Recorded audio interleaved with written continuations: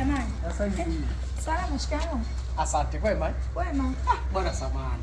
Unajua mimi nimekuona kipindi unakuja pale kuchota maji. Ndio. Sasa bwana, mimi nilikuwa na wazo moja. Samahani kwanza, umeolewa? Hata sijaolewa. Hujaolewa. Basi hiyo ndio nzuri zaidi. Sasa mimi nilikuwa na wazo la kuongeza mke. Unajua sisi wazee wa pwani tulivyo, kuwa na mke mmoja ni kama matusi. Kwanza ni umaskini. Sio 20, 15, 50, 100, 200 ndio wakeze. Yaani wewe ndio ufani ndio utajiri ukikaa umezungukwa na wanawake unaona yes. Sasa mimi nataka nikuoe, nikutolee posa wewe nikuoe wewe mke wa pili. Na mimi mali ninazo na majahazi na minazi na vitu vingi. Yaani mibazi nayo. Sawa, nimekukubalia. Alhamdulillah,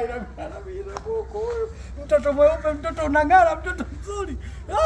Sasa mume wangu, mimi nilikuwa na shida. Ngoja. Hapo tulia kwanza. Hebu toa mkono. Mkono toa. Nyinyi mademu wa bongo ndio shida yenu iko hapo. Mtu hajafika hata watu wakubwa uchaza. Sasa mume wangu, haya mimi nimekuoa. Nimekutolea posa. Hata hatujafika popote, hata siku haijaisha. Unaanza kwa mume wangu. Najua hiyo sasa mume wangu inakuja na shida na wajua mademu wa bongo nini.